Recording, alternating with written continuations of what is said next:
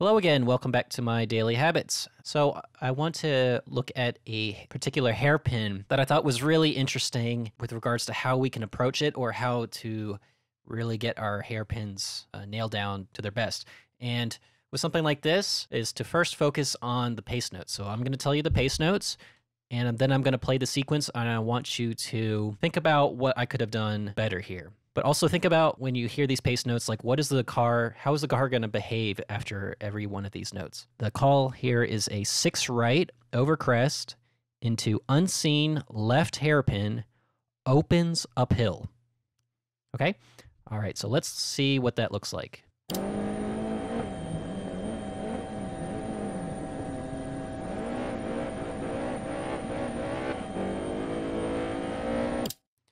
Okay, so that was the sequence. Let's talk about this 6 right over crest here. So the call here, once again, was 6 right over crest into unseen left hairpin. What I need to be thinking about is, how do I want to be positioning my car? And specifically, how do I want to be positioning my car getting into that hairpin? And the 6 right over crest is actually pretty important, because this is a straightaway, and it's a 6 right.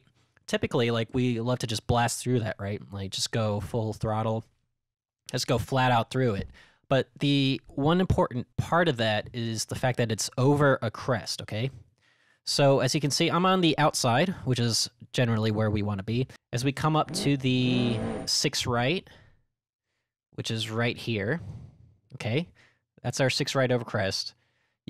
You can see here that I have not turned in yet. And the thing is, because we're going to the hairpin, what I really want to be doing is taking a late apex turn here. So actually, I want to be hitting, the edge of my car needs to be like right here, technically, because I want to set myself up to be on the outside of this hairpin.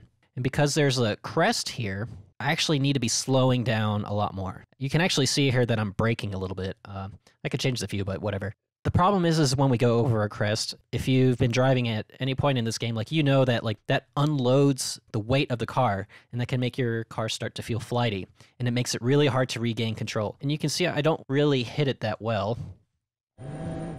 Okay, so I didn't even hit a traditional apex. I really just took an outside line, which was not the greatest, because not only did that unload the weight, it forces my car into the inside of the hairpin turn, and I won't have any grip to get back on the outside. That is why once I get here, I'm already doomed. As we can see, this is why it's so important to listen to pace notes. We really need to think about how we're setting up our car when we listen to those pace notes. That's the first problem. I want to be hitting a late apex turn on this 6 right here, okay? So that was my first problem. So I actually needed to slow down a little bit more and really focus, get my eyesight really looking for that inside lane. I want to be looking ahead up to here. So let's move on to the next part, which is the hairpin. Okay, so there you can see it. I am on the inside of the hairpin, which is really not where I want to be. Okay, I really want to be out here, but instead I'm going to have to take this line here, which is slower, plain and simple. Doesn't mean my rally's over. It's not a big deal. But, I'm going to be losing time by not taking on the outside because I can't take it as fast. Let's figure out, what are we going to do? Let's see what I do here. Okay, I'm just going to do a little bit slowly. Okay, so I come in, and here is where I start trail braking. I'm full on the brake. I am off the throttle. And as you can see, by trail braking, by adjusting my steering angle, I'm actually getting the car to start rotating. So there it goes. Trail brake, and yep, this is good. This is what you want to do for these hairpins with a rear-wheel drive, is to unload all the weight from the back and get that back end sliding. It just makes it easier to control for these hairpins, and that's really what we want to do. I really wish I was on the outside. It could make it a little better. And it's not always lost, because also I can do a Scandi flick here if I wanted to. I did it in this situation. I didn't feel like I need to, because with rear wheel drive, you can get a lot of rotation pretty easily. With a front wheel drive, I would probably almost always have to do a Scandi flick in this situation. But unfortunately, I'm going so fast that even if I was to try to steer my car in this direction, I wouldn't be able to, because I don't have any grip in the front really at this point. I'm going too fast. I'm on the inside lane. So really, my only choice right now is to just trail brake, get the back end sliding, and Try to just take this as smoothly as I can. Not getting that first pace note correctly has really kind of screwed me over here. But anyway, let me get back to the game here. So we're gonna trail brake, get the car going. Okay, so right now I'm pretty happy with how the car's sliding. Okay. You know, this is why people really love this BMW car. It's actually really well balanced, you know. As I'm sliding, when I talk about balance, what I mean is that, you know, the front end and the back end are sort of sliding at the same angle, okay? If I have the tire directions like this is what kind of like how I want to see my car go in direction, okay?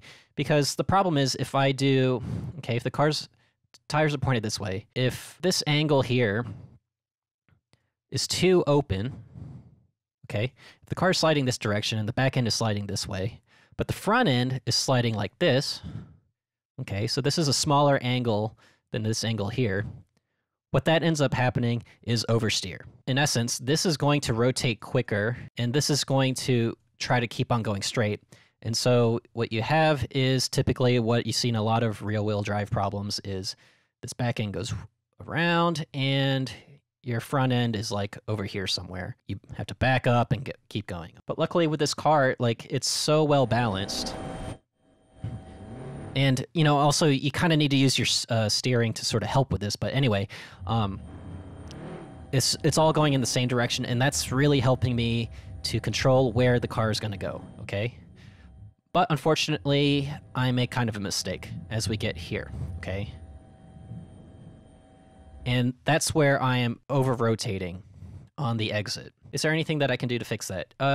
You know, it's really just a technique thing. I really should be angling my tires in the correct direction, and I should be applying a little bit more throttle to open up the line so that I can get myself out here. And the reason why is because remember that the last pace note was opens uphill. That means like when you come around the bend, it's not going to curve in like this or, you know, something like this. Like there's not another turn here. What that means is like basically you're getting into a straightaway.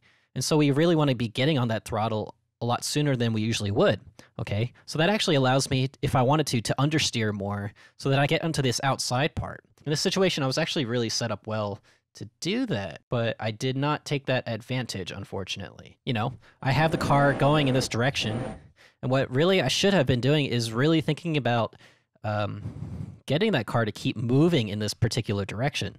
But unfortunately, that did not occur. So to recap, what should I have done? First off, listen to the pace notes, okay? 6 right over crest into unseen left hairpin, opens uphill.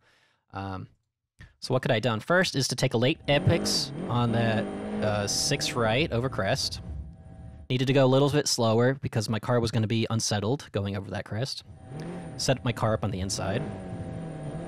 Okay. As I trail brake and as I turn around, what I really should have been thinking here is like, keep the line open, keep the line open, keep the line open.